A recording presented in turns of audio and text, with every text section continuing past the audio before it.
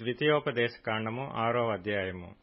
నీవును నీ కుమారుడును నీ కుమారుని కుమారుడును నీ దేవుడైన యెహోవాకు భయపడి నేను నీకాజ్ఞాపించు ఆయన కట్టడలన్నీయు ఆజ్ఞలన్నీయు నీ జీవిత దినములన్నిటిను గైకొనుచు నీవు దీర్ఘాయుష్మంతుడు వగునట్లు మీరు స్వాధీనపరచుకొనుటకు ఏరు దాటి వెళ్ళుచున్న దేశమందు మీరు జరుపుకొనుటకు మీకు బోధింపవలెనని మీ దేవుడైన యెహోవా ఆజ్ఞాపించిన ధర్మమంతయు అనగా కట్టడలు విధులు ఇవే.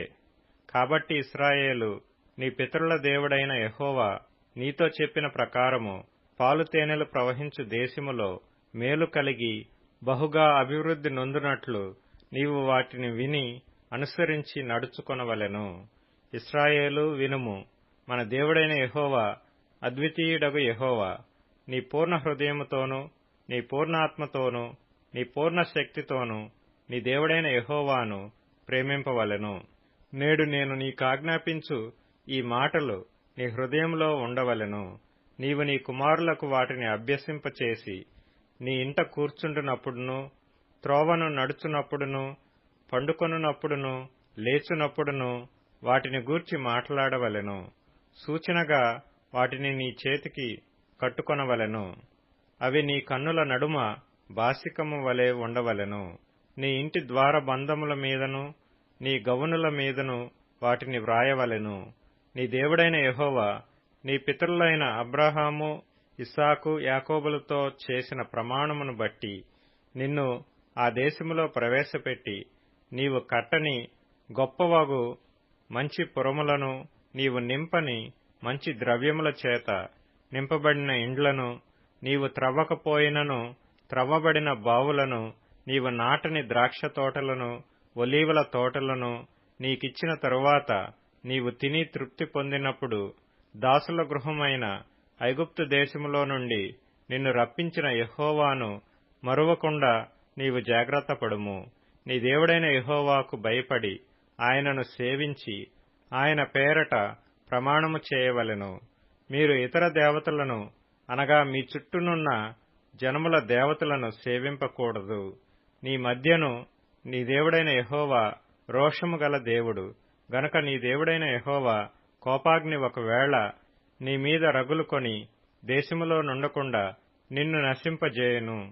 మీరు మస్సాలో మీ దేవుడైన యెహోవాను శోధించినట్లు ఆయనను శోధింపకూడదు.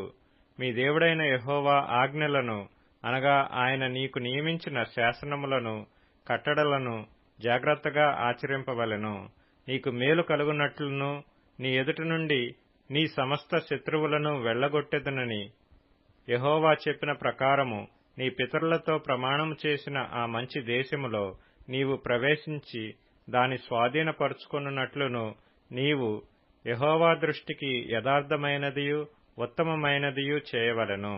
ఇక మీదట నీ కుమారుడు మన దేవుడైన యెహోవా మీకాజ్ఞాపించిన శాసనములు కట్టడలు విధులు ఏవని నిన్ను అడుగునప్పుడు నీవు నీ కుమారునితో ఇట్లనము, మనము ఐగుప్తులో ఫరోకు దాసులమై ఉండగా యెహోవా బాహుబలము చేత ఐగుప్తులో నుండి మనలను రప్పించెను.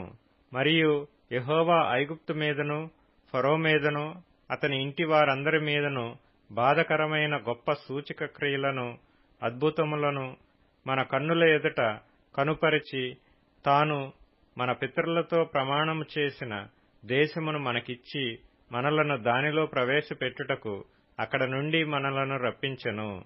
మనకు నిత్యము మేలు కలుగుటకై యెహోవా నేటి వలె మనలను బ్రతికించున్నట్లు మన దేవుడైన యెహోవాకు భయపడి ఈ కట్టడలనన్నిటినీ గైకొనవలెనని మనకాజ్ఞాపించెను.